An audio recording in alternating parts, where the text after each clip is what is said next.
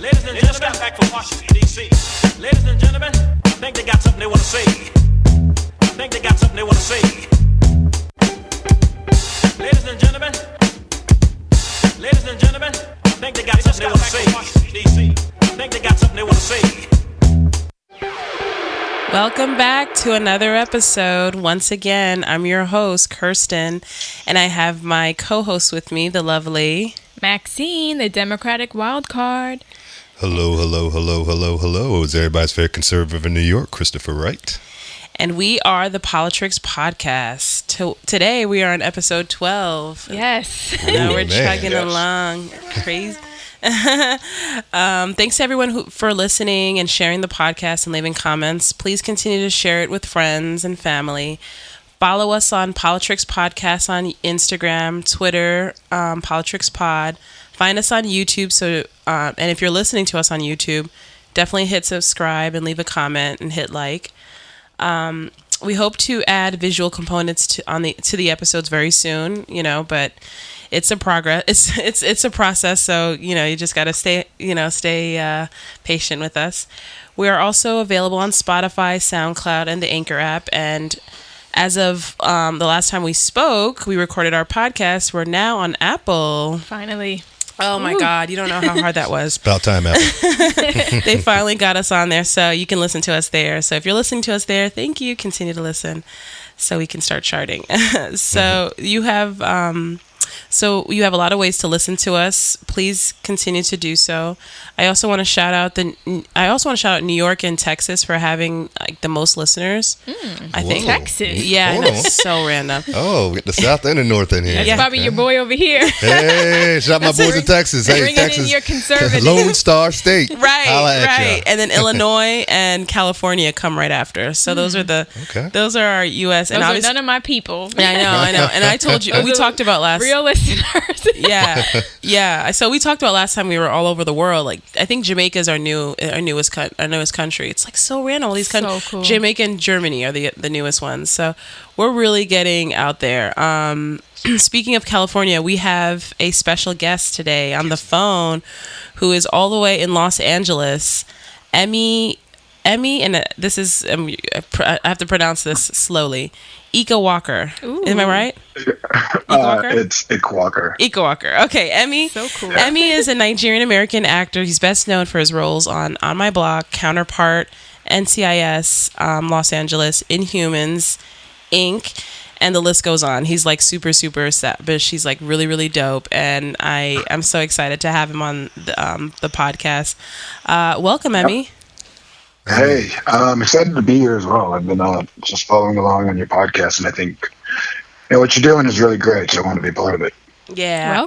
Welcome. Like, honestly, when we first set out to do this podcast, our goal was really to inform people, especially people of color, about like issues and things that they should be paying attention to. And so every time we get a listener or someone that's like interested or like that's supporting us, we're like super grateful because there's so many podcasts and you could be listening. And I love the diversity as well. Oh yeah, like who's listening and right. The different views they have. So agreed. Same here. So we're really excited to have you. Welcome. Yes, welcome, Eme. Welcome. Yeah, welcome. Thank you. Now that the show is called Politricks Podcast, and we have to have guests who are passionate about politics in some way. And Eme is a big Bernie Sanders supporter. Dun. Silence. That is correct. I'll admit it. So we welcome him to give us some feedback on him and why he chose him as his candidate for 2020 later in the show. We'll discuss that. So, so how was everybody's week? What was going on for everyone? Max? I would like to congratulate myself on being 5 days in. Okay. Not having any soda or chocolate. Oh, I gave that up this week. Wow. I've had a good week, but like that's one thing I want to highlight because I am like severely addicted to soda and chocolate. Oh my gosh. So And she doesn't, and by the way, Eme, she doesn't even look it. She's like literally maybe 100 pounds. But do you want to know why? So we had, I do a lot of work like around thin. mental health and stuff like that. And so we had I bring in speakers and all this stuff. And one of them told me that because I have severe anxiety, I should not be drinking soda and chocolate because they're stimulants.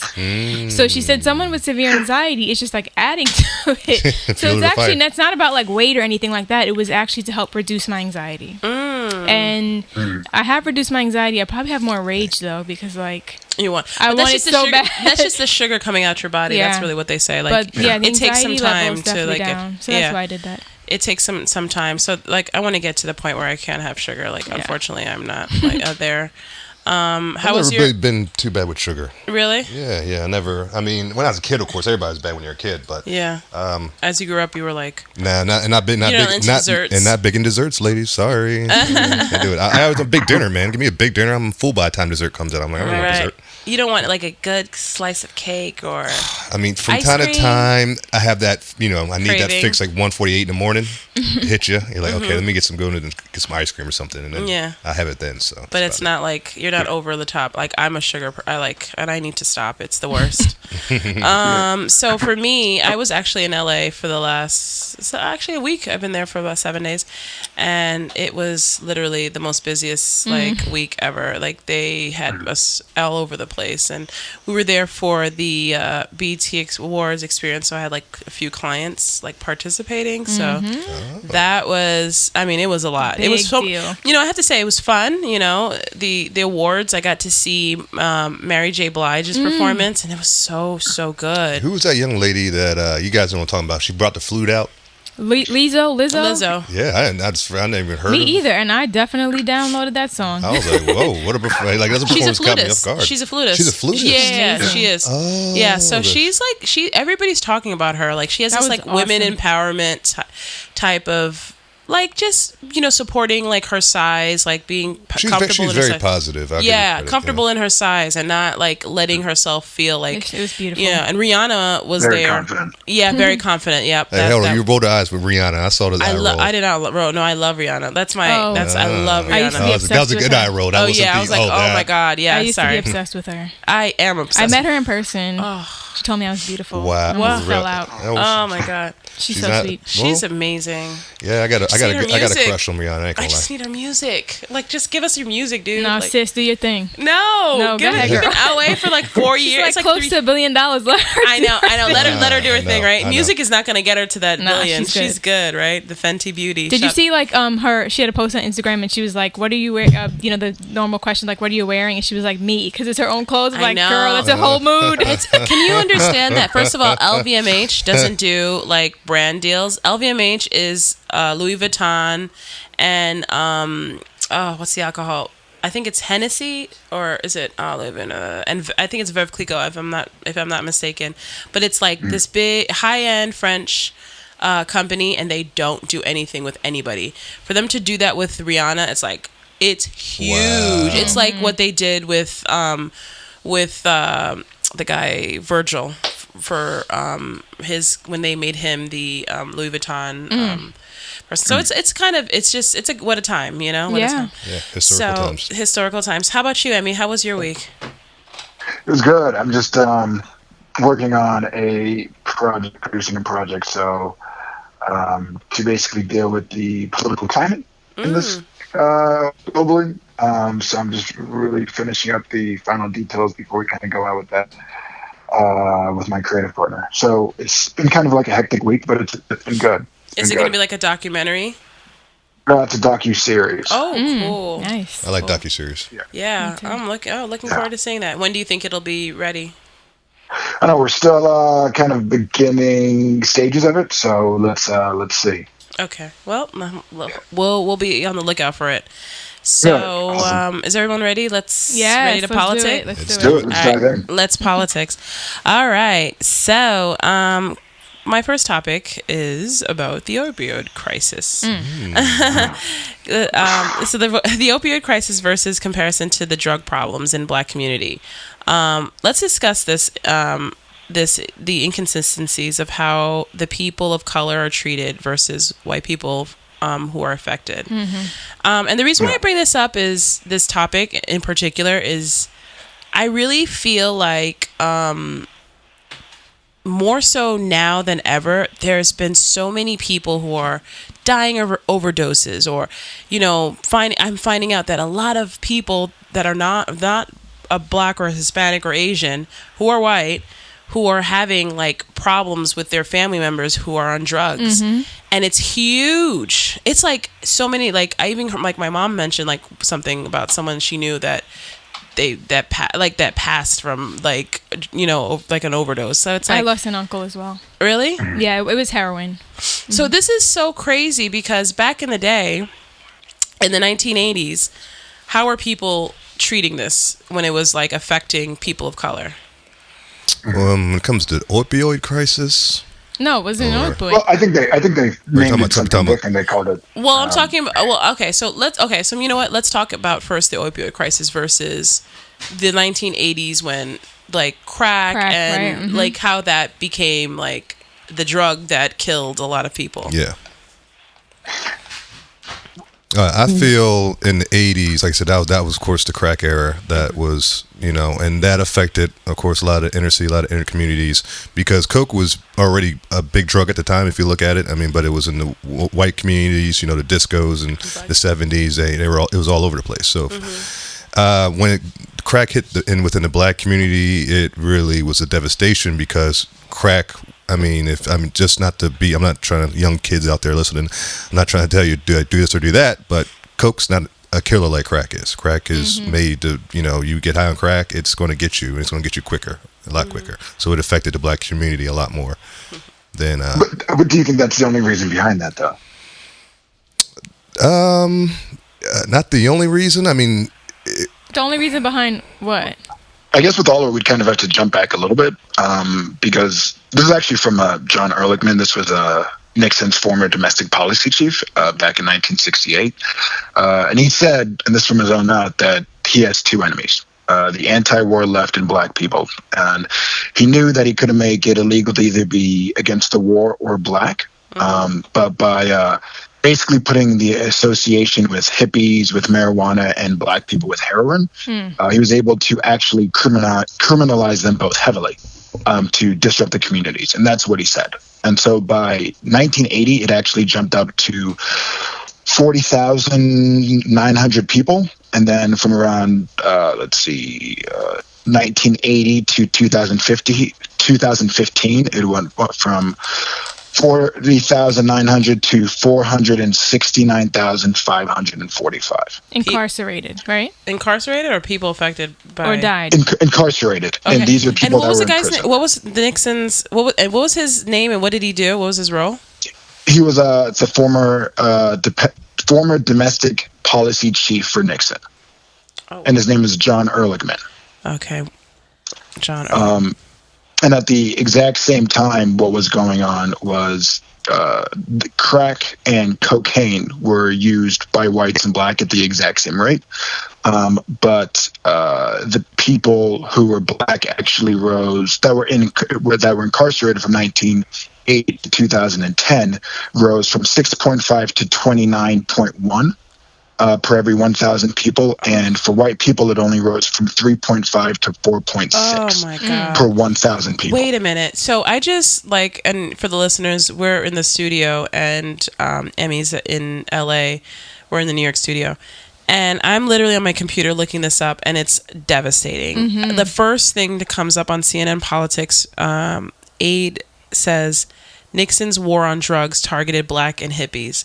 Like, that's so evil. So this, and we've always knew, like, there was, like, we knew it was something, like, because everyone says, well, what about the drugs in your community? It's like, well, how do you think it gets there? Do you think we created it? We can't make cocaine in our house. Like, where did it come? Someone gave it to these people. It had to come, come from other countries, because it got imported, because these other countries are the ones that grow cocaine. Oh, my God. Thank you, Emmy, for enlightening us. That's and Ty here, I just have to kind of... Ty, by the way, I always come in with just like little blurts of information that I feel. So another thing with cocaine versus crack, I'm not saying that any of them are a good drug to do. So, but just cocaine was something for the working man.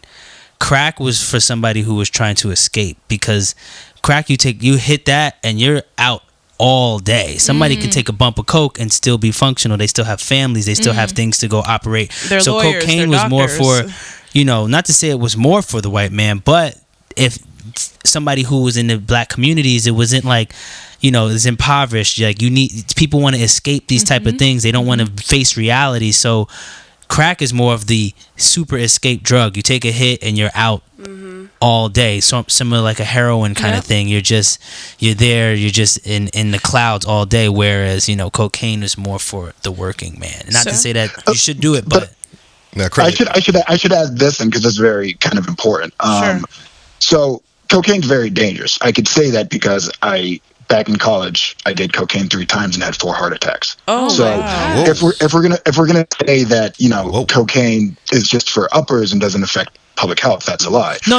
I'm not saying that. I'm just stating that you couldn't do crack and go to work. That's what I'm saying. Right. No, but it's true. Well, that's what I'm saying in the 70s. That's why it's a popular drug. I'm glad that you say that because it's true. Like, I know someone that had this cocaine problem and he had multiple heart attacks also. Multiple. Wow. But he's an older man. He's older, like in his 50s. But the point of what we're saying is, do you see the disparity in the people, the class of the drug, right? That's one thing. There's a disparity from right away. So what they were doing was very intentional. Like, this is something that... Well, economically as well. I mean, cocaine's more expensive, right? And crack is cheaper. Yeah. So you got to look at the groups who can afford. Is crack cheaper though? Crack is cheaper. Oh, it is. Okay. Yes, definitely. it is, definitely. Coke is very expensive. I don't even know. I mean, I don't. So, and you were going to say something about the your personal experience. You had 4. Is that right? You had 4 heart attacks? Yeah, I had 4 when I was in college. And was this at one time? No, I did. I only did it 3 times, but each time I did it, it was like I've probably done a total of like 1.5 lines in my entire life. But like 3 days later, there was an effect. I didn't know it was from that. And then when I went to the hospital, they said, "Oh, did you do cocaine?" Because they don't actually report on that. They don't say that the amount of people that have heart conditions because of cocaine is actually very high. And a lot of people that are having those effects are from heart attacks, especially in younger kids. But I think what you see in that as well is that they try to, you don't hear that in the media anywhere. Because I think what they're trying to do is like, you hear so many effects of crack, but you don't hear those effects of actually killing people with cocaine into the exact same element because it's used amongst a different group of people. Yeah. Interesting. And also purity has something to do with it as well. They got the, more pure form is going to have more effect and more risk of, having health issues as well. So interesting though. Yeah.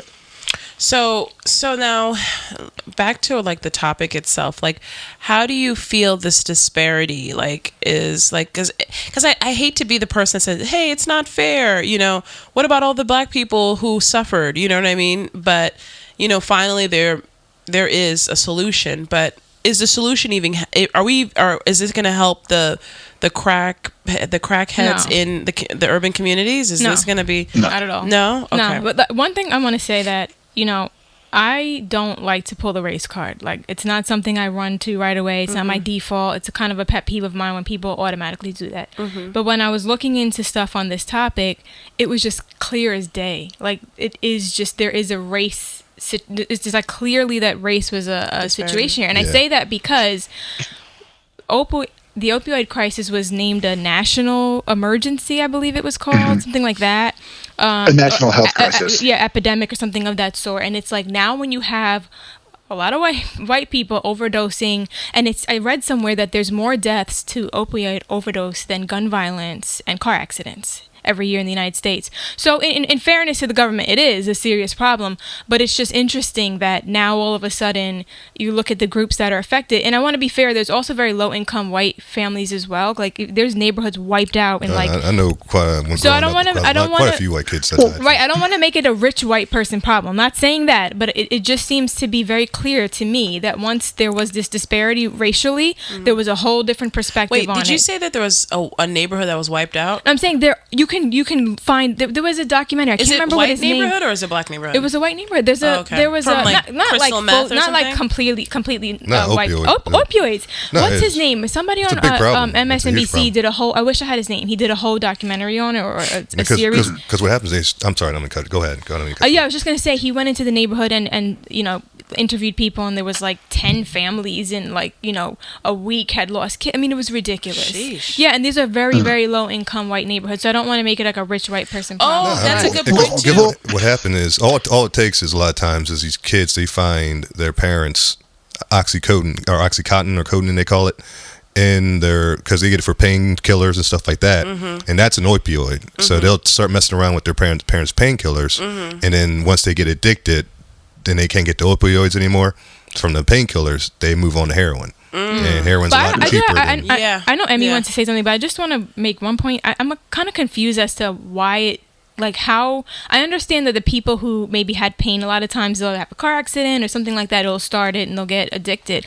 But how does this keep going, especially for like the younger kids and college kids or people like that? I don't understand, because they've completely changed the way you get prescriptions now. There's no pad, you can't like have someone just help you out and write you a thing. You do understand, like for instance, in certain communities, like so. Actually, while I was in LA, we actually talked about this. Someone I was talking to was saying, another publicist was saying to me, yeah, I'm from Connecticut, and like in my old high school, heroin is a big deal. I was like, heroin in high school? I was like, yeah, right, girl. I'm like, and this is like, she's a white girl, and she's like, yeah, it's really, really bad. And I'm like, what? You're from Connecticut. How did you guys get to heroin? What's going on? She was like, this is like the drug of choice for kids. Like these this is what they're doing. They're on heroin. They're on this crazy high. And then the other person we were talking to was saying, yeah, I had to take my son out of the school at the Calabasas High School, because he was going to Calabasas High School at first, and then he was around a bunch of rich like high school kids, and he was like, hell no, I'm taking them out, because they were all on drugs, and heroin was one of the drugs. The opioids are prescription pills. Yeah, but it's like, not like hard to get anything. It's not hard like, to get. You know the right people, especially if you're a teenager. What were you gonna say, Eme? Well, it's not hard, especially if you look at the pharmaceuticals in this country. They're basically drug dealers in this country. You could just go like, oh, I have a headache, I have this pain, and they'll prescribe you drugs right away. It's not even that hard. Doctors are the biggest drug dealers in the country. Well, you know what's funny? A lot of, I hate to say this, but like there's a lot of like, you go to white people's house, they have like a cabinet full of drugs, and it's like, oh, I take this for this, I take this for that, and it's like, dude, like just take vitamins. Like, why do you have to take? I think there's a cultural difference as well, because because black people don't go to they don't. I'm not going to the hospital. My leg is broken, and I'll just walk it off. Pretty much. Honestly, when I lived in Bermuda, Aleve is, you can't get it over the counter. You need a prescription. No. For Aleve, and you have your aunties and your uncles. You have a headache, they have some concoction they're gonna come up with. They don't want you to even have Tylenol. So it's just, I'm just saying, it's not as common to like. It's not the culture to just immediately go into a pill. You know what I'm saying? That's a good point. I think there are some cultural that must be there. And I wonder for the Asian culture if that's the same thing. I feel like that's the same experience, because they use their form of medicine. I don't think that their natural thing is to go to, let's get some pills. You know what I mean? The first time opioids got made illegal in this country because of Asians. No, I know, because that's what they have there. Yeah, but they were taking it as a tea. It's like a tea, right? Yeah, and they were taking it when they were working on the railroads for a long day. They get tired, drinking like a tea, and they would have like some way of like a smoking concoction, like a long pipe they have. I don't know how they do it, but I've seen pictures of them with it. Yeah, I remember those pictures too. Yeah, and that's what we were talking about earlier with what they did with the hippies in the black community. Yeah. They've been doing that through American history since the beginning. The 1800s, they've been doing that to people. I mean, they got rid of Mexicans by making marijuana illegal. That's how they got rid of Mexicans back in the early 19th century. You know what's so funny? Now that you say that, I think about like how every culture uses like their form of medicine. And like you just made a really good point about like how it was just used, like they're working on the railroads. They created the railroad system. Like we have trains because of like was it Chinese or Japanese? Like was it Chinese? Because I remember it was Oriental, but I don't know what that meant. The Chinese built the railroads out there. Okay, the Chinese. Okay, so you have that, and I remember also a friend of mine went to Peru, and she was going up like she was in Machu Picchu, I think, Peru. Yeah, I think so. And there was like certain like cocaina, like So when you're going up the mountain, you take it so you don't get like all like vertigo or whatever. So like some of this stuff, and it's like I think it's a form of cocaine, like it's a leaf or some kind of, but it does get you like stable, so you're not like about to jump off, feeling like lightheaded or whatever. So the point is, like, this was like, it was needed. You need to use this. Or aloe vera, like, hey, I need aloe vera, my skin's burned, I'm gonna use it. Like, we don't abuse it. So now Americans said, hey, these are all these things that they use to fix these problems. Let's take it and let's abuse it. Let's make millions of dollars. Yeah, there was this one family, I think I was reading somewhere, that's like mainly responsible for Oxycodone. Yeah. They start, but we are a political show, so I didn't want to throw out there, like, Trump is claiming he's going to address this. Okay.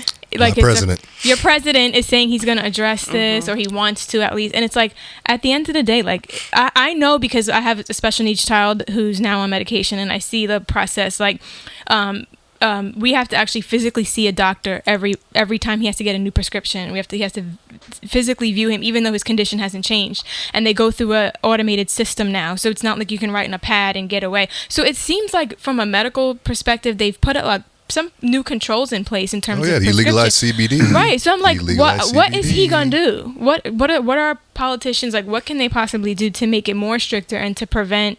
Like, what do you do? I don't know. If someone is generally in a car accident and they need, medication, and they get hooked on it, how do you prevent that? Well, like the not just CBD, but CBD is an example. Like, Trump's went out there, got CBD legalized across the country, federal. Legalized? Legalized CBD, not THC. THC is. I gave my son that stuff. Didn't work. Don't think it's your eye.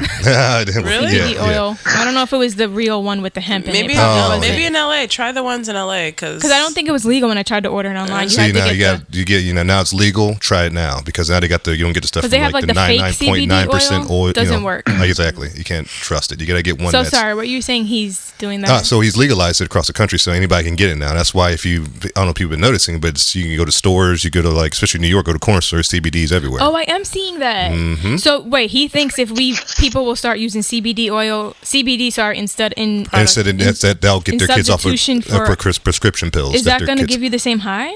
It's not about a high. It's about because a prescription pill will just resolve an issue. Like, for instance, like epilepsy. That's true. That they say that if you take CBD, it helps you dramatically. So you're saying instead of prescribing them medication, but and how pills, are they gonna monitor the doctors and be like, make sure they're doing that?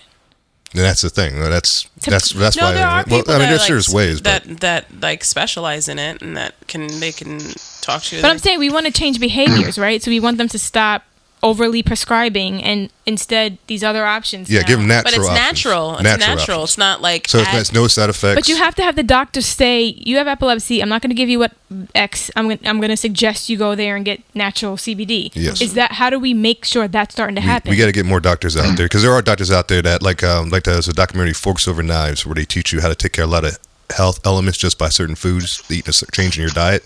And that helped out. They had like 9 people at the beginning of the documentary. At the end, those 9 people had all kinds of diseases. At the end of that documentary, all of them were like cured of everything. Wow. And they had their family members even doing it, because I'm like, wow, you helped my uncle out. I had issues with pimples or whatever. Now it's cleared up. My skin's cleared up. So it's just, you saw how it was working, but yet no doctors are talking about it. That's so interesting, though, because that's another thing that people talk about is when you go to the doctor and something's wrong, they immediately want to prescribe you something, versus like if you say, well, I don't want to do this. Is there anything else, like some sort of alternative medicine? And then they're like, okay. And then you come back like, here's what I found and it's working. They're like, oh yeah, actually you could do da da da. And it's like, well, why didn't you like say that in the beginning? No one wants to do that. They just want to make money, because these doctors are connected. These doctors are connected, and I think if I'm not certain, I think one of the I think it was an Andrew Yang thing. I think he was talking about this. He mentioned this too. Basically, like, he actually did. He said that when he is president, what he would want to do is have it so that doctors made a certain amount of money. So if the number is 200,000, that's the number for all doctors. So basically, kind of like how police officers have certain salaries. It's not like one person's making $1 million being a police officer. And basically what that would do is that would decrease the amount of, hey, you're a doctor because you're trying to be rich. No, you're a doctor because you want to help people. So now what you're focusing on is basically helping your patients get better. You're not trying to overly medicate them. You're not trying to get them to get into all these different medicines because you're not getting money from that. It's over. You know what I mean? Okay, so let me get this right. They're pretty much telling them they need to be a doctor. In other words, what do you mean? They need to do their job. That's what they're supposed to do. And doctors have strayed away from that so far away. Kind of like the news is strayed away from telling the real news. Oh God. Do your job. Yeah. So that's and honestly, I look for something like that. I believe that something like that can help. That's one part of this opioid crisis. I think that can change the way it's affecting people of color. I mean, I don't know where we start with people of color because I just feel like we have like so many odds, like things against us, because it's like you have to think about it too. It's like, depression and sadness and your job. You have someone at your job that's doing better and that's doing less work than you, and you're doing all the work, and they're being rewarded, and you just go home and you're like, look, let me smoke some weed. I think like there's some of that stuff that's what it does. It just puts us at a level playing field, because of once we walk outside of our house, we're inundated with all the dramas of the world. So it's like, I need to medicate myself. I think that they need to start with they have to have a level playing field, because if you actually see what happened, there was a criminalization around crack, marijuana, heroin, those kinds of drugs, whereas opioids, the person who's caught on that or caught with those pills is not immediately seen as a criminal. They're first like, you have a health problem, let's address your health problem. So there's a lot more arrests for people who are caught with crack or heroin versus someone who, and their lives could have been ruined, and a lot of them are black and brown people. And Bill Clinton put more black and brown people in prison in American history than any president in American history, because of the 3 strikes law, which put in prison a lot of these people we're talking about right now. And who got rid of it? President Trump got rid of the 3 strikes law. Thank you, Trump. We talk about that a lot. We talk about that a lot, and I think he apologized for it. I think that's something that he feels. Thank you for your sorry. No, I know. Wait, who apologized? Clinton apologized. Clinton apologized. He did apologize. Biden hasn't. Yeah, Biden hasn't. But you know what I think about with Clinton? I think, and we talked about this episode 1, right? And we need to start from what the climate was. Exactly. We talked about 1989 being one of the most dangerous places in New York City, rapes. Right? That's what it was like everywhere. Yeah. It was scary everywhere. I mean, unless you lived in a small town where it was like the only scary thing you had is like the crazy uncle that you're scared of because he might be a molester or something. Right. But really in the urban cities, like what was going on? So we found out that Nixon's what was his I can't remember the domestic, what's his actual title, one of his aides, his actual title. He was a former domestic policy chief. His name was John Ehrlichman. Okay. So he was intentionally trying to attack hippies and black people in the country. Like he had an agenda, a clear agenda. We are going to get them hooked on drugs. Heroin is going to be their drug. We're going to get them out. We're going to get all these hippies. I hate these men with long hair. I hate these black people. I want them out. Round them up, kill them, get them in jail, right? So now what happens in the 90s, right? What's the effects? Now this is 20 years later. The communities are wrecked. Families are because everyone always says, I keep saying I want to write a book called Where Are Black Fathers? Because there are explanations as to why so many people of color, families, are destroyed by all these things that we're talking about. These are things that need to be in the history books. People need to know that the reason why now fast forward, all the stuff that we know about now, we know for the 80s and the late 70s and the 80s, and then all the way to the 90s, there are people who basically were shooting people in the streets selling drugs. We had people, Rich Porter was selling drugs and making $50 million a week. That's what Al Poe. Yes, that's why they did the movie. Al Poe, Rich Porter, all that whole time. They were shooting people on 110th Street for money. Like it was a free for all. Yeah. So you're gonna tell me I'm not gonna create law and order. I'm just gonna like, everybody's so sweet. I know you're. It's not your fault that you're on drugs. It was a consequence. Something has to happen, right? So we also have to add in the other aspect of during that exact same time there was stop and frisk. So at the same time as you're targeting, minority groups, it's also a heightened impression that there's more violence because there's more police stops. Okay. So, but these are targeted stops where literally people are stopping people of color. Where, what's the actual numbers on that? It was. But the people of color were committing more of the murders and the violent crimes. That's the thing. If you're committing the crimes, what are they supposed to do? As there's still kids that need to go to school. There's still mothers and wives and girls and daughters that need to get to their jobs. Like what are they supposed? They have to protect the citizens. And then the government's becoming the father. Why not? I think. Listen, I'm not. I want everybody to know I'm not for the criminal law. I'm so disappointed, but I do think that was a result of and we have to remember the black clergy. I was just gonna say elders. Yes, they were all the Black Caucus, the NAACP. They were all saying, "You've got to help us. Yeah. We can't go to schools. We can't do anything. Our communities, like the Bronx in the 1980s. Can we talk about the Bronx? Yeah, I mean, and that's for me. It was my uncle who spent 40 years. So Eme, you got to I don't know if you know this story, but you want to share that? Well, I was just saying that his perspective really changed it. I have an uncle who thought this was a completely necessary law at the time because he was contributing to the chaos and the violence and actually went to jail for murder. So, like, that's how I feel about it. I'm sorry. But what do you think? He's a Biden supporter, by the way. He is. He is a Biden supporter. Yeah, he is. And what the problem is this is not even a Republican or a Democrat thing. This is both parties' establishment were causing Agreed. This. Yeah, I agree with you. I agree with you. I'm sorry. What were you going to say? But I think at the same time, you could kind of look at it in the same way that we deal with war in this country. It's almost the exact same. It's like you can give certain false flags over and over again to perpetuate someone to going into war. Same thing with the communities. If you throw in drugs into a community, literally take these fathers away from their families so they actually have nothing to kind of support their families, then they have to go to a spot of crime, and then you're going to blame it. Oh, wait, why is there so much crime without addressing the initial issue? So the issue of saying it's getting more violent, that was also by design. If you take away the families, and you take away the husbands, and you take away all these people throwing drugs in the community, what do you think is going to happen? So that's a very good point. It's like a cycle there, catch 22. That's kind of the point that I'm trying to say is like, but also there is crime. You know what I mean? Because God forbid you're living here. You grew up in Colorado. We grew up. The three of us grew up in New York.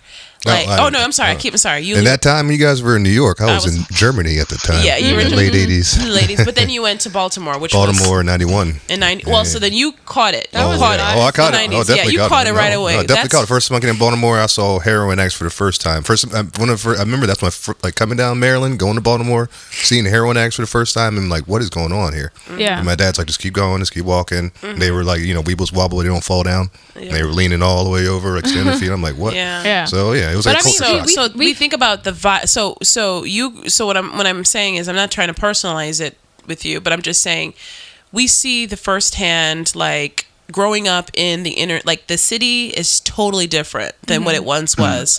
And like, we're in Harlem right now doing this podcast. Like, honestly, if you told me in 1995 that I had to do a podcast on 139th Street, I probably would say no, thank you. Like, I'm telling you, I'm not even being funny. I'm like, also my dad is African, and he came here in the 80s from the Ivory Coast. And he came here as a diplomat, right? And he basically he came from a country that was underdeveloped. It's a third world country. But he said the stuff that he saw here in the 80s, he said he'd rather be like back home because it was horrible. He said he couldn't believe, like, it's almost like you see these people of color who are supposed to be doing better but are strung out or violent or shooting each other or doing all this stuff, and that became the norm. See, so what happened is we had some great hip-hop music though. Negative. right on the positive. But that's the thing, it's like we need to now take back the I guess with this topic, and we've kind of went on a tangent, but I think we need to really say to ourselves, the crisis has become mainstream because it's affecting white people, But for Black people, it's always been a crisis. But for us, I think it's more time to figure out, okay, we need to change the way we deal with drugs. Like remember, before Black people, it was a problem with the Indians, it was a problem with the Chinese, a problem with the Mexicans. So before even Black people, other cultures are getting affected by drugs, and they will use it for the same technique, which is like, we want to get rid of you.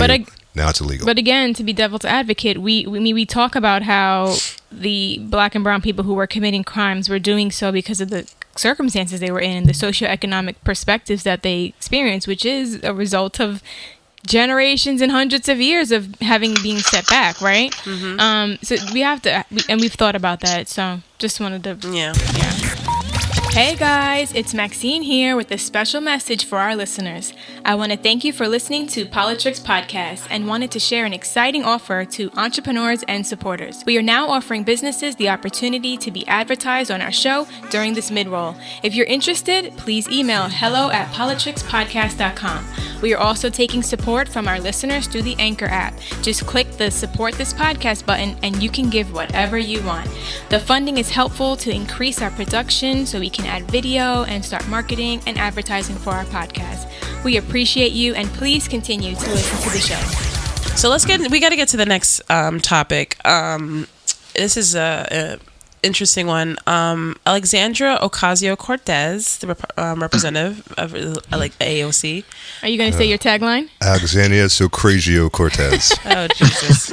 It's a real name. Okay, is working alongside Bernie Sanders and advocating to end college debt, as well as making public college free for all students. Sanders is the latest 2020 presidential contender to propose a one-time cancellation program that would forgive large portions of student loans, loan debt, which is owed by some 45 million Americans. Is this a way to get the polling, get him polling higher, or is this something that can actually be done by candidates? Pander. You think it's a pander? Yep. Oh, shit. Wait, you think it's a what? Maxine thinks it's pandering. I'm the wild card. You guys know that. I like the pander. They cut me off. I was like, ooh, pander. First of all, interesting. Like, the problem to me is the tuition rates are just ridiculous. And we're talking public colleges, right? Yeah. Okay. It's a bubble. It's always been. And I think that we should have addressed it a long time ago. Fine. But I don't think this is going to work because, first of all, what about everybody who paid their debt off before? I thought about that. That's not fair. What if someone literally paid their last payment when this article came out? You know how much rage they'd be in? Like, what? Where the F for you when I needed you? Like, I'm just saying, how do you randomly pick a period in time and just say, okay, all y'all off? Like, to me, you just keep the amount of... Imagine having your cousin or your sister or your brother. Like, the policy... But that's... Go ahead, sorry. Oh, well, that's how progress has always been. That's the same thing that happened with Social Security and Medicare is the exact same thing. So I honestly feel that us labeling it like this is kind of unfair, especially for a guy who's been fighting for income inequality and the widening gap between the economics between the upper and middle class. Also the fact that he's been talking about investing money back into underfinanced communities and fighting against bailouts, which is AKA socialism, for the wealthy corporations who have bankrupted this country time and time again for the last 40 years of his career. So it's saying that he's only doing that to pander to his voters, I don't think is correct. Now, he has 40 years of evidence proving that he fights for working classes. That's what he's been doing for 40 years, and there's video evidence to prove that. So, no, I don't believe that he's pushing the policy because I actually believe that he feels that he could help 45 million people who are currently having student loans in this country. Oh, my gosh. Now, I might vote for him if he does this. Now, and we also have to understand this. He's not only doing that, he's also doing the thing of the aspect of tuition-free college for public universities and colleges at the exact same time. Right. Now, we have to understand that at the end of the day, this is a national security issue, plain and simple.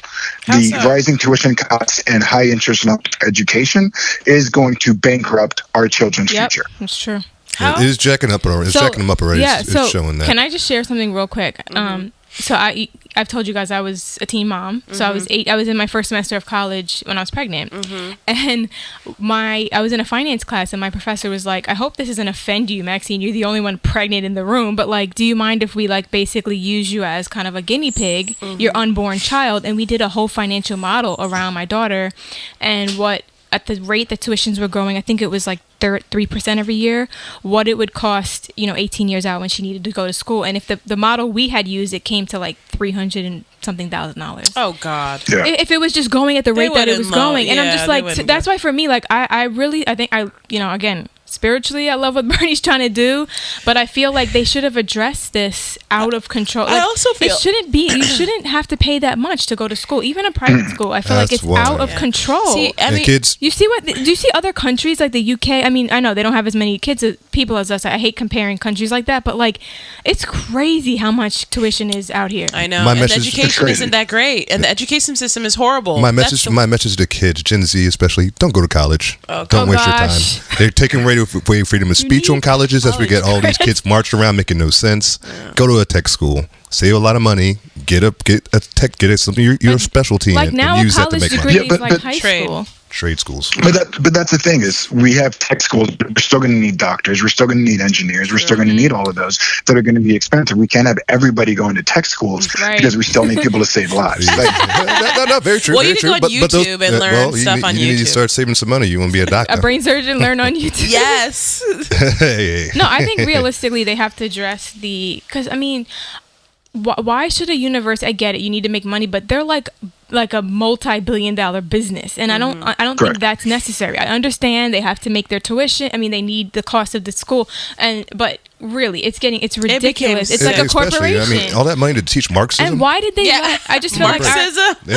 Why didn't our government? That's not the only thing they teach in college. Why didn't our government put floors like on tuition and just like, I don't know, manage it a little bit better? Because now it's like out of control, and we have to come up with this policy. Which I don't want to laugh at Bernie because I understand what he's trying to do, but it does sound a little bit kind of crazy. But all his policies are a little outlandish. Where's the money going to come from? They're great in theory, but the problem is this is United States. United States is so conservative with they're so slow to move on anything. They don't fix problems. But now we have this big problem we're trying to address. When has U.S. ever really fixed a problem? We can't even fix Well, Iraq.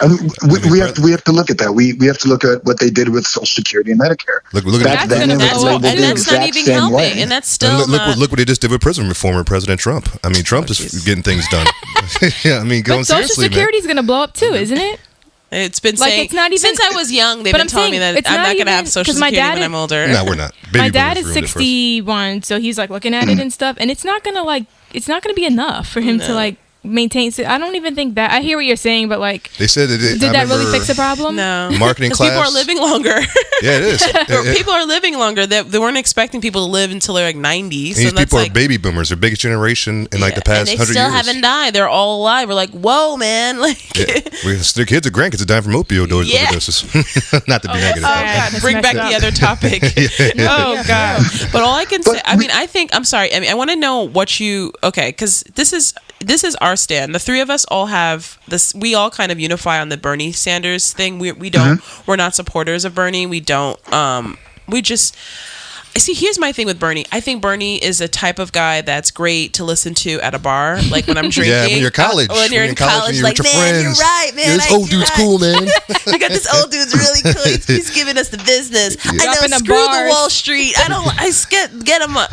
And then it's like the next day, all right, I got to go back to work, bro. And then that's it. I don't see him being the he can't work with Republicans to get things done. I never see. Though, but that's not true though, because we have to look at the stuff that he's done. We have to understand that 3 years ago, people looked at Bernie Sanders as having such fringe ideas that would never pass. Right. 3 years later, we have 20 companies who are now put their minimum wage at $15 an hour, including Amazon, Target, Walt Disney, Costco.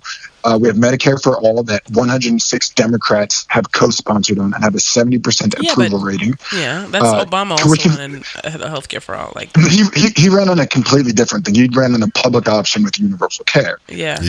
And then we also understand that he did have fighting the military-industrial complex where he actually signed a bipartisan bill with a Republican Senate person, Mike Lee, to end the Saudi Arabia's war in Yemen. That was passed 54-46. But then, of course, Trump vetoed that, so that's what happened. So he is actually making change. If you look, is that enough in 40 years? And tell me why he left New York. Why? Can someone explain to me why he left New York? Who, Trump? That's what bothers me. What do you mean? Bernie. He left Brooklyn. He left Brooklyn, New York, the most diverse city, and he goes to Lily White, Vermont, and literally kind of, and it's like now all of a sudden all these people of color are like his supporters, and it's like, yeah, he walked with Martin Luther King 60 years ago, like, dude, for like 2 minutes. Right. Well, no, because, I'll ask you this: Have you seen his videos? Have you seen his videos where he's actually been right about the war in Iraq or the crime bill or the Patriot Act or any of those videos that he's actually laid out specifically, and it actually turned out to be correct?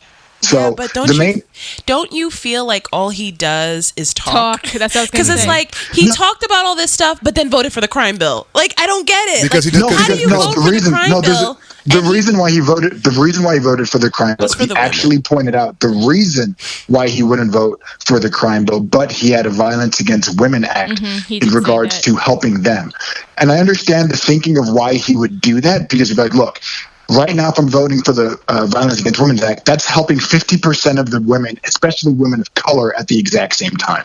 And then the other things that I'm trying to fight with income inequality and, other minorities in the group, I could fight that as I'm currently fighting this. So he's trying to take a small victory while fighting the other ones. So isn't that the same thing we talk about with the crime bill? Like how that was like a small victory for like safety of more of the citizens? Mad at the crime bill, I'm just saying, but isn't that when we go back to what we were talking about earlier? Well, the crime bill, and he talks about how bad the crime bill was, but if we use his logic, what Eme's saying, isn't that the same thing? It's like a small victory for, now young kids can go to school, and now you can do a podcast in Harlem and not be in danger. Thank God, knock on wood. But isn't that the same kind of context if we're going to use it? Because to me, I would think I understand the women's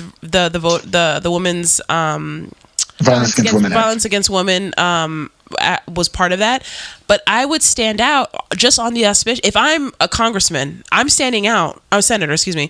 I'm standing out and I'm not voting because it's what it's going to do to the people of color and what we are talking about now. What I'm trying to say to you is that I don't see any connection to how he really feels about really helping people of color. I don't see it in action. I see it in talking. I see it in what he says, but I haven't seen how he's helped the people of color because he's left, and being he didn't leave. Okay. For what he's doing right now, he's actually doing huge criminal justice reform, and he's doing it side by side with Sean King in regards to changing. Sorry, I got choked a little bit there. I know you might not like him. He doesn't like any. Trust me, in regards to criminal justice reform and taking away cash in 2019 when he's running for president, he's doing this. I'm talking about in 2002. I'm talking about in 2005. I'm talking about 2010. He's been doing this. No, he's been doing this the entire time. He has not done, as a senator for 40 years. What has he done that has literally? What can he stand on? That's outside of this $15, which basically so many people were for that. That was something. Even in New York, we've been talking about. He's the one that pushed it. Everybody said that back then that it was not possible 3 years ago. Hillary Clinton, Democrats were saying that it is not possible. The reason why it seems like it's possible now is because every single mainstream Democrat is now following behind it. But 3 years ago, it was a fringe idea. I have to agree with that. That's one of my issues with like the top 5 or 6 big, Dems. Honestly, and I have to give it, I need to be fair to Bernie. If you look at their platform, they literally stole the man's entire platform, which is why I'm Andrew Yang, because I just don't agree with it. But I don't like Kamala, all of them. They're all, socialism. I'm just saying they all literally took his entire platform, Bernie's. Things that were Hillary took it a little bit too when she was running against him. She took his style a little bit just to get some votes. I mean, that's what Democrats do. Stop. But what I'm saying is I just feel like I feel like Bernie, and I've said this, I feel like he has these like high in the sky pie ideas, but it's not really practical how it's going to get done. And it's not like, you have to realize when you actually get into bipartisanship. Oh, you gotta change it up a little bit. But to me, Bernie doesn't show where he's going to, like, you have to compromise sometimes, yes. right? Like you can't have your bill. It's my way to know nobody else. Your bill's not gonna go in the same way it's gonna come out, and I feel like he's not showing where he's willing to, like, bend a little bit.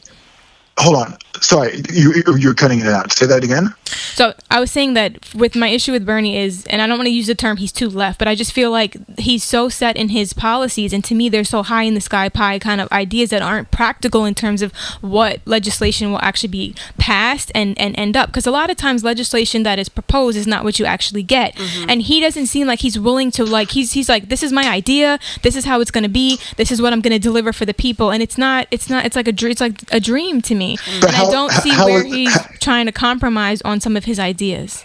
And what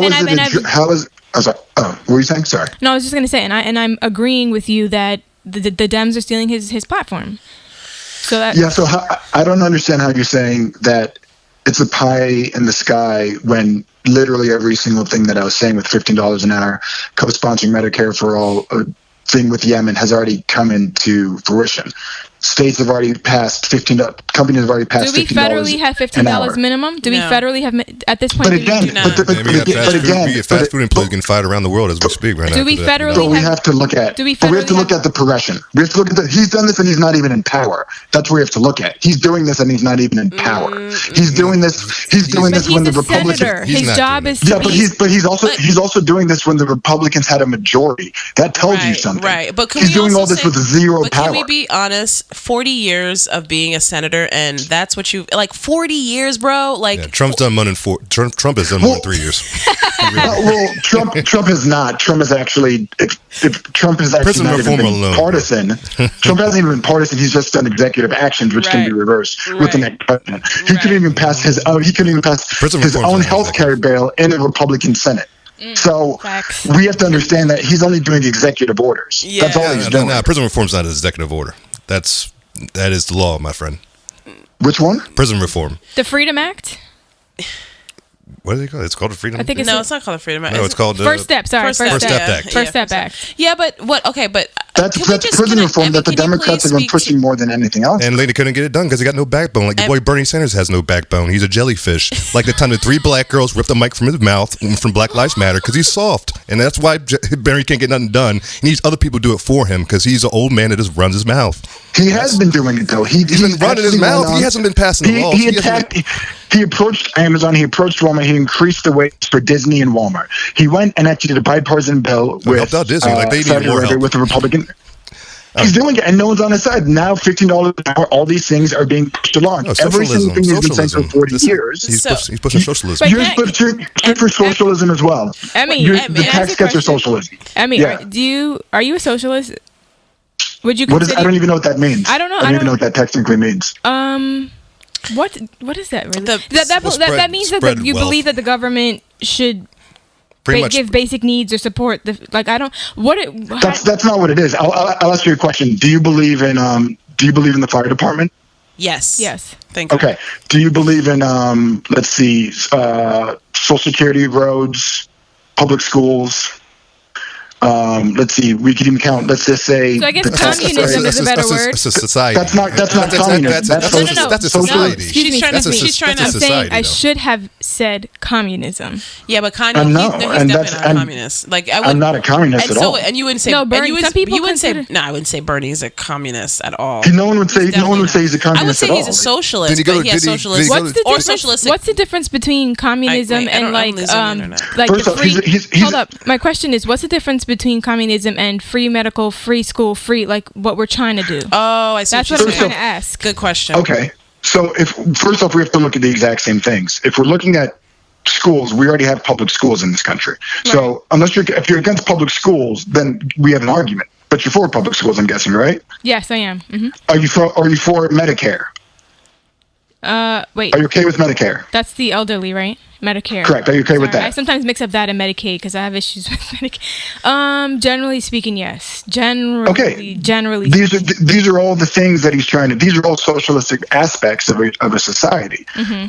So if you're saying that you don't believe in them, that's not correct because you believe in a fire department. It's not that I don't believe in public schools. It's not that I don't believe. I think that at some point this country has way too many people, and I understand these concepts. I believe that they should work in a country, but when you have 330 million people in the landscape that we have, at some point I think you got to stop because it's not going to be feasible, and you're not going to be able to pay for it all.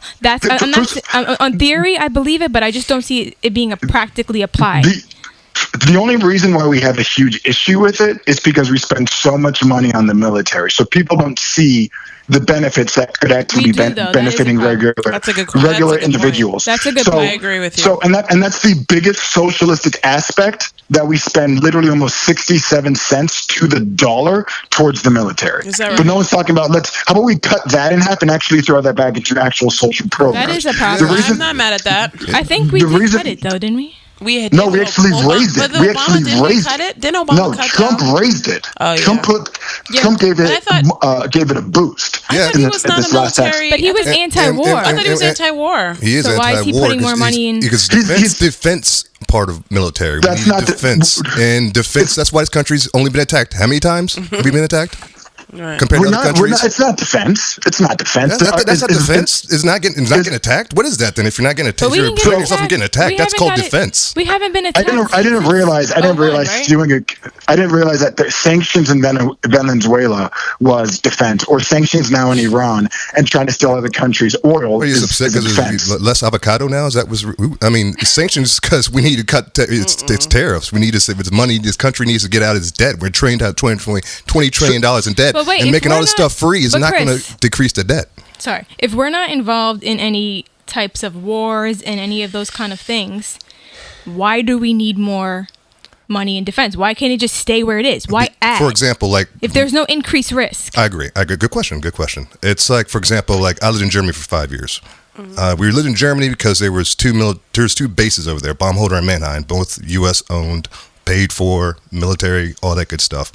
What that was for, so when the issue was going on with the Soviet Union, America could still have a close eye on the situation without going to war with the Soviet Union. Mm-hmm. Okay. Now, if we just didn't have those bases over there, we would have to go to war with them because we would have to send our troops over there to cause damage. But when you have bases, you can have bases set up, and you can see what is going on and make strategic decisions, which is what we did. When Reagan said, Gorbachev, bring those walls down, Berlin Wall came down. That's what the military does. Okay. That's what. But why? Because that country was. So you're saying the rest of the world's issues have made us need to increase our presence in other areas? Yeah. Not the rest of the world's issue. The Soviet Union wasn't just that little area because issue. I thought they were Trump growing. was all about. That's not our problem. Yeah. We don't want to be. Soviet Union was the world problem. That's it. Soviet Union was spreading across the entire world. I'm talking about today. But I'm talking, for example, this is why back then, if we would have done it earlier, they wouldn't even have that be able to grow that much. But do you see how there's some hypocrisy there? Because Trump is always talking about that's not our problem. Stay out of other countries. But we're not going to war. We're just setting up defense. But we'll put some more money and be there. Of course. Because you got to keep an eye on them. You got to keep an eye on Saudi Arabia. You got to keep an eye on Iran. You got to keep an eye on Iraq. Look at ISIS. ISIS was built because we didn't keep an eye out there. Obama just floating around being Obama, and ISIS got built and got damaged, and Trump had to come and say, we're going to wreck these fools, and we wrecked them. No more ISIS. No. Sorry, that's true. That is fact. That's not what happened. What happened with ISIS is we went over there, we attacked them, and we're counting people who were trying to fight for their lives. Benghazi. Who were trying to fight back. I'll just ask you this. Imagine if another country set up military bases and drone strikes on our country. What would we do? We're doing drone strikes. That's why we're number one, because we had the defense to be number one, because we protected ourselves good enough to be number one. So I wonder if those countries didn't have a defense back then. We only got in war. They lost. I don't know if your argument for increase though is working, because I want to jump in and say one thing, guys. Look at it, because we're such a safe country. We've never been attacked. I think he's right about one thing. We really forget the fact that we can't. We as Americans. That's why when 9/11 happened, we were like, we were shaking in our boots, because we're like, this has never happened for people that lived in America before. Pearl Harbor, that was Hawaii. Yeah, but that was Hawaii. That was Hawaii. That Pearl Harbor, because it's still the United States. It's in the United States, yes, but it's Pearl Harbor. It wasn't it wasn't on our physical continent. Oh, sorry. Yeah, 9/11 was like, yeah. Obviously, there were wars before. Yes, but 9/11 was a terrorist attack, right? Yeah. Yes. But we went and fought another country. You know what I mean? That had nothing to do with it. We had Saudis leaving the country. Saudis. We know that that's George. That was George Bush. It doesn't matter. It's America. I'm saying that's still a person. America. That's a person. That's one person. America. It is still America, but one person can't be all of America. You can have one idiot. Yeah, exactly. America. And there's been how many kings? President. How many kings have there been in Europe? And how many kings were idiots? We've been so ineffective with our defense decisions. Why are we adding money? Well, what he started is what Eme was saying is that when we started that war in Iraq. The only reason why we started is because of his dad's hard on for Rumsfeld, Cheney, and George H. Bush. What's his name? What was the president's name of Saddam Hussein. You know, his hard on to get him because he didn't get him in 91. He's like, I'm going to get him now, right? And that was it. You know, and he used Colin Powell, threw him under the bus. Oh God, such a sad time. But that's when I really got into politics. But this is the question. It's like, you know. Americans start problems. They go with the CIA. They go into people's, countries. As I'm sure African countries. How a lot of I'm from Nigeria. So yes, you know how it is, and how they meddle, and they're so involved. Geopolitics. So is Europe so involved in it. We have to have a real conversation about that one day. Just talking about how. The African countries are they lean so much on the Europeans. It's unbelievable. They give them so much money that they can be using towards their own country, but that's another topic. But I do want to say that's what Americans do too. America does that. They start problems and then they're like, hey, no, don't hit us back. It's like, what are you're mad because North Korea is doing stuff? Well, you're doing stuff too. Why is it that you feel like you're the only country that's supposed to be able to do that? And that's how they see it. You know what I mean? Yeah, so it's true. But because when we have the power, we won't blow the whole world up. There's other countries that will do that. But we would. We're the only country that's actually used a nuclear weapon. So. And how many times we would blow up the world. We would attack countries. Whoa! No, I don't know. When did we use nuclear weapons? When did we ever use them? What are you talking about? Hiroshima. Exactly. Hiroshima and World War II. Exactly. And look what we used it for. We used it because a country was fighting with the Nazis, and they weren't backing down, and they were killing. But we used it. We used a nuclear weapon. And look how much Japan loves us now. Mission accomplished. What else do you need to know? Okay, do you realize? It worked. Obviously, we didn't blow the world up. Do you know there's a poll right now that they say? Do you know the number one country that the rest of the world is the greatest threat to world peace? Do you know what the number one? I'm sure the losers are going to pick the U.S. It's the U.S. Of course, losers are picking the U.S. I mean, you're the bot. If you're losing, you're going to say these guys are the problem. Of course, you're going to say that because you can't win. It's not about losing and winning. I think Venezuela had the power right now. They're more dangerous in the U.S. I think Venezuela is more dangerous in the U.S. if they had the nuclear weapons, my friend. I think Saudi Arabia is a lot more dangerous. Why? But who are we? I guess the question is, who are we to say we can have it and they can't? The Judeo-Christian nation in the world, the greatest nation in the world, baby. God bless America. You don't like it? There's other countries you can move to. I recommend. So, okay, hold on. Look what we're doing in Iran right now. Look what we're doing right now in Iran. We basically are putting sanctions on them. We actually did a cyber attack on them just a few days ago. They did this. We're supposed to give him billions of dollars like Obama did. So we giving back them his money. So basically, what Eme's saying is our defense spending is ridiculous. There's no need for it, and that he sees reductions there could pay for some of these things that we're all laughing about and we think they're ridiculous, and essentially they're not. I don't technically not agree with that. I'll say this. I said the reason why to use the greatest country in the world is because of our military. That's what I'm saying. So we need to spend money to be the greatest. It's not free to be the greatest military in the world. I'll say the main thing that Bernie is doing, and I think it's genius. Okay. What he's doing is Bernie Sanders keeps doing this comparison. It's like, oh, hey, I want to raise money for kids going to college. It's funny that we ask the question, how are we going to pay for kids going to college? But we never ask the question, how are we going to pay for this war?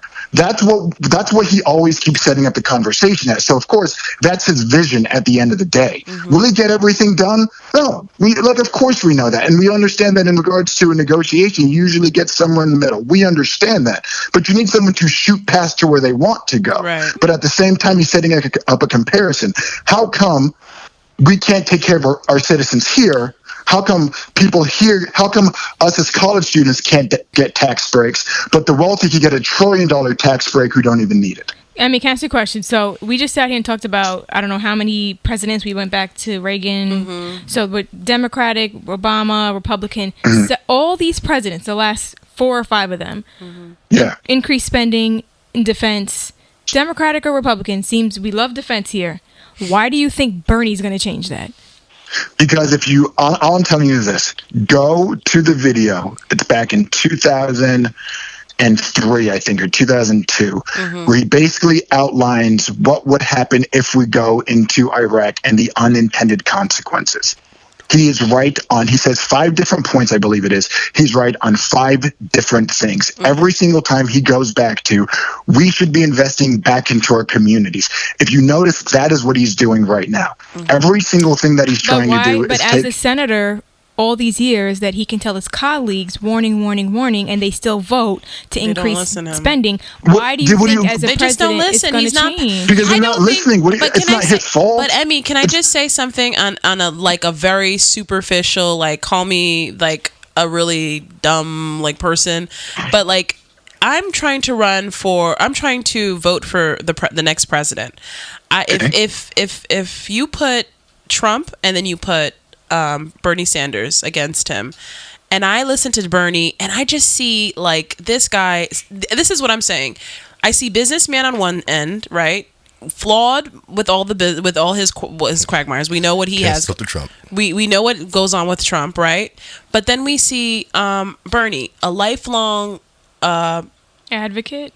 Activist, political senator for 40 years. I see that, and then I kind of go down his he's right about this. He's right. Okay, that's a good idea. Yeah, that's good. And then I hear him talk, and then I see that people don't take him seriously. His colleagues. And then I say to myself, and then I say to myself, can this guy do the job better than that other idiot that basically is a lot stronger, unfortunately? And I say to myself, we will lose if we put Bernie against Trump. Trump is going to eat him up. He's going to make him look. But he's going to make him look like he's just a crazy liberal.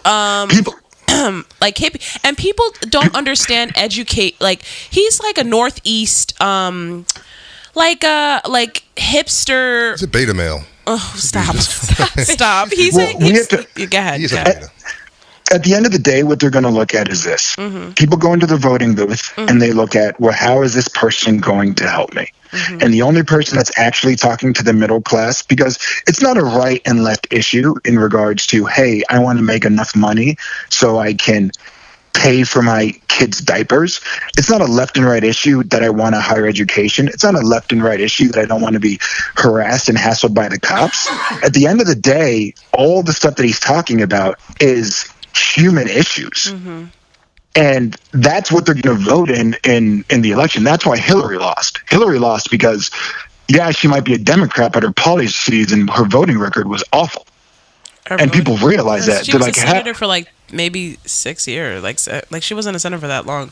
But her voting record. She voted for the war in Iraq. She voted for shipping jobs overseas. She called half the voting population a basket of deplorables. That was when she was running, and they are deplorables. Shout out to my deplorables out there. I love y'all. No, but honestly, they like deplorables in the sense like you have to see like, if you're racist, you're deplorable. Like, sorry, if you in 2019 still don't. Yes. No. So you're gonna say a racist person is not. A the definition of a deplorable man. I'm talking about like people she was calling deplorables weren't racist.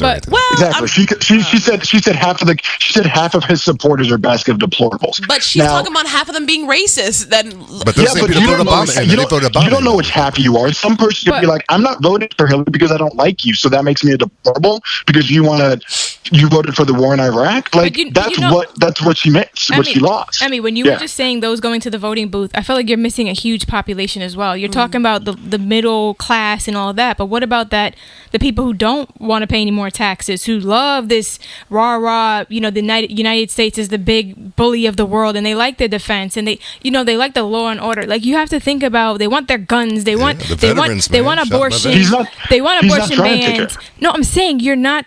What about those people that are going to the booth and they're looking for that? You don't have to worry about that. You don't have to worry about that, because the issue, what I'm telling you is this: the issue for the Democratic Party is not trying to switch Republicans over to Democrats. It's about inspiring new voters. That's what it's about. But Trump got Democrats. Trump got Democrats. Stop. No, hold on. You're talking to somebody right here with 14,000 subscribers on his YouTube channel from Walk Away. Because I started part of that movement. That's a huge movement right now. How many Democrats are walking away to the Republican Party? And not to mention that Trump was taking swing states before walk away. Mm-hmm. So it's like, Democrats better be careful, Wisconsin? man. I said walk away. He took all of Obama's. He took like 3 of Obama's states. Yeah, he took states out. And that means that people are like, I'm an Obama voter, but I'm not voting for Hillary, and I'm voting for Trump. It's because Hillary was not a good candidate. No, she was. Hillary was a horrible candidate. She was not. So you're confident that those... How is she you're saying they're going to come back? I say horrible. She's not horrible. No, there's horrible people you can say. Wait, Eme. So the people that... She knew politics very well. Real quick. Thank you. The people that voted, the people who were Obama Democrats who voted for Trump, okay? You're saying Trump has done enough damage in the 3 years to bring them back, correct? The issue is, I also think is... I didn't answer the question. I am. I think if they understand about the information that they're actually getting isn't actually the information that they're getting, like if they understand the tax breaks actually cost them a lot of money, they would understand that. But I think the way that we're getting 2 bits of information, either from actually 3, either if you're strong left, strong right, and center. There's just 3 different realities. So it's tough. So at the end of the day, you have to cut through all of that and just talk about, like I said, being able to pay rent and be able to have enough money to have a living wage. That talks to both sides of the aisle. We have to understand, Bernie Sanders has a strong pull with the independents. There's a lot of middle-class voters like myself who made a lot of money under Trump, my friend, my 401k, and I'm getting $8 after taxes a week under Trump's presidency. I lost $9 under Obama, by the way. So say that one more time. I said under Obama's presidency, I lost $9 an hour after taxes per week. Under Trump, I've gained $80 per week after taxes, and my 401k is looking amazing because of the stock. That is Trump. So, I'm upper middle class here. This is a real thing. I know a lot of people that are friends of mine and a lot of supporters of Trump who I talk to every single day say the same thing with their checks. I see my 401k going up. I'm not saying it's Trump. It's the Trump. The record stock market numbers under his presidency. I've asked you to give me a specific Trump policy that made the stock market go up, because I'm happy about my increase, but I'm not going to sit there and go, it's Trump. And it's not tariffs. They're looking at America's backbone, because when America's doing good, the stock does good. Now they see Trump's in there, a man with backbone that's bringing that old school America back. The stock goes right up. Bro. I'm telling you, man, it's real talk. The stock went up the moment they said Trump is president of the United States. That night, the stock went up a lot. But it's consistent. And it kept on going, and it's been going ever since. And the man can tweet, and it can go down 1,000 points in one day. Yeah, and it's leveled, and we have to understand that it was jumping up the entire time before Obama was in office, and Obama was actually the one that saved it, and it pushed up. No, Obama had the slowest GDP growth in American history, but Obama was a joke. He came in with the financial crisis. You voted for him twice. And I know, and he embarrassed me twice. Oh God. I'll tell you this. I'll be honest. Like, I'm not a huge Obama supporter, because I believe that stuff he pushed more in war. He did send jobs overseas. He did stuff with let's see, about the Affordable Care Act. What it turned out to be was a lazy bill. So I'm not even a huge Obama supporter. That's what he could have got. That's the only thing he could get with those. No, the mandate. They will never. The issue was a mandate, and he didn't do anything for the last 4 years with it. He didn't even try to push with it at all. Mm-hmm. I lost money because of that, by the way. $200 in my tax. Yeah, exactly. The mandate should have never been there. He should have taken away the mandate. That's a huge issue and a huge problem. That's Obama. But we also have to understand. Go ahead, sorry. We have to understand that Obama did save the economy. You could say that he bailed the banks. He saved the economy from crashing. Mm-hmm. He showed the country that banks are too big. They're too big to fail. That's what he showed us. He said, if you're a banker, you can rip people off and you'll never get in trouble. It wasn't just. The education system is all messed up, and no one's helping us out. 45 million people have to pay their college debt, and it's no one cares about these people that have these crazy amounts of debt, and it's how can they get home? Some people will argue, well, why did you go to college? Howard, or why did you go to why didn't you go to state school? Why didn't you go somewhere? But then it's just sad. I'm just saying. I'm just saying because at the end of the day, this is going to hit somebody's taxes. Somebody who makes a lot of money is saying, why should I pay? Because you wanted to go to Cornell, because you wanted to go to BU and you can't afford it. I don't.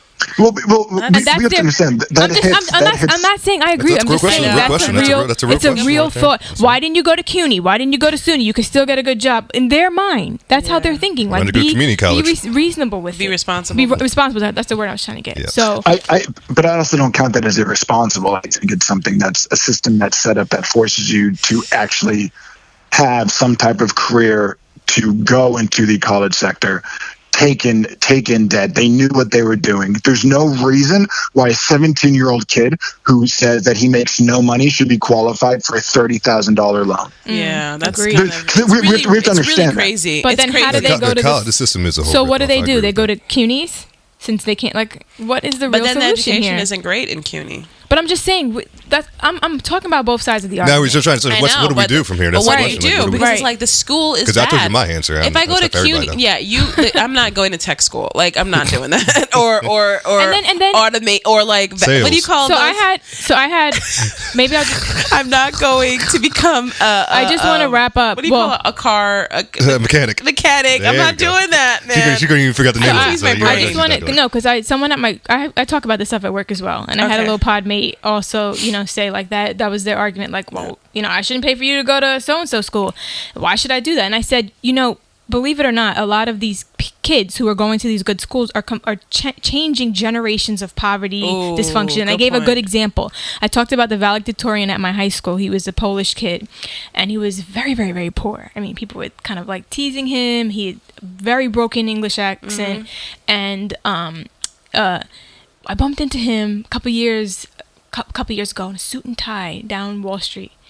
He went to Harvard, and now he works some big investment bank, and he's a stockbroker. And it's look at that.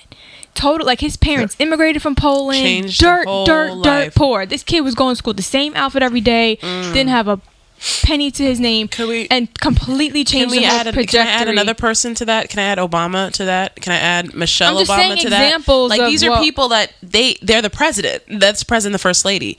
These are two people that both of them, she was in a lower middle class family. She had both her parents. He was a single mom, didn't have a lot of money. I think they were on, he said her mother was on food stamps and stuff, and she traveled the world, and she was very don't say anything. Don't say anything. Don't say anything. Very, okay. She got around. You get my drift? Hi-yo. Anyway, don't do that. That's disrespectful. Anyway, the point is, you had this man who was so intellectually just ahead. He was brilliant. He goes to Columbia, he goes to Harvard Law, becomes he's a scholar. We all know. We have Michelle Obama, who goes to Princeton, then goes to Harvard, at Harvard Law, or is that the wrong? Yeah, that's how she did it, Harvard Law. So the point is, these two people are. Dr. Ben Carson, throw him in there too. Don't forget. Where did he go to college? Yeah. He went to. I think he went to Yale, I believe. Exactly. So this is the thing. So it's if you're telling, these are great minds who changed the world. So if you're telling us, I don't want to pay for them, but if they don't, then you don't have the next president. You don't have the next greatest surgeon. You know what I mean? You don't have the next Wall Street person that's gonna whatever he does. Well, you would, but they could be white. I'm just saying, you have black and brown kids that you bring. Some of them are being completely taken out of poverty. Well, the guy you're talking about is Polish. That's okay. That's true. That's true. Forget color, but I'm just saying, you can completely change the trajectory of generations of poverty. And we know what wealth is. We know what wealth is already. We know what it is. Most people who are wealthy, it's given to them. We know that. Right. So it's like generational wealth. Right. So these kids are not applying, let's just face it, they're not applying themselves to become the next big anything. They're just, you know, give me $100K a year. We don't know that. I mean, the statistics alone, you see, like, these kids don't amount to being anything more than just, like, trust fund children. Yeah. Like, so, I mean, so it's important. You've even said diversity is important. You've even said, and I know it's not you just mentioned something that someone said to you, but for the listeners who are listening, who do think that, like, well, hey, why should we pay for someone? I didn't go to college. Why am I going to pay for someone that didn't go to college? I'm, like, I made my money in stocks. I did something amazing, and now I'm a billionaire. Why should I take care of people who didn't and then went to school? I mean, who did and went to schools and now they've racked up a loan that they can't take care of. Yeah, it's tough. I think these schools are worth too much money, to be honest with you. We've been talking about that. I think if our politicians should do anything, they should immediately deal with this bubble. Yeah. So all right. Go ahead, Eme. And it also helps our future generation. Like, people saying, I'm not paying for my kid. It's like, yeah, but you have a 5-year-old kid who now has the world in front of them because they realize that not having enough money is not going to stop them in regards to being who they want to be. Right. Because that's the main thing. The kids that it's affecting are lower and middle class families that feel like, oh, I can't go to college because I don't have the money. Right. So now that they do have the money, they can now actually apply themselves and not be held back from society. Right. Yeah. Well, okay, we're gonna have to end right here. We didn't get to go to our other two topics, unfortunately. This is what happens when we have good conversations. And I had a lot of things to say about Pete Buttigieg, whatever his name is. Buttigieg. I have stuff to say about Buttigieg. I know. Well, maybe you'll have to come on the next. I mean, we really agree on that topic. Well, you know what? Already. Oh, you know what? And I had a lot to say about Mr. Donald Trump and his new allegation. Did you see the woman try to allegate him?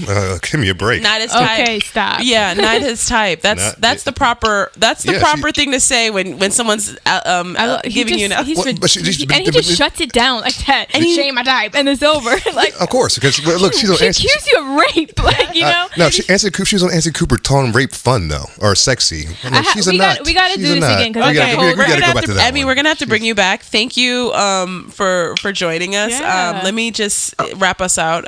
Thank you all for listening to the Politricks Podcast. If you enjoyed this podcast, please hit subscribe, and leave us a comment. Let us know what topics you want to hear us talk about next. You can email us at politrickspod@gmail.com.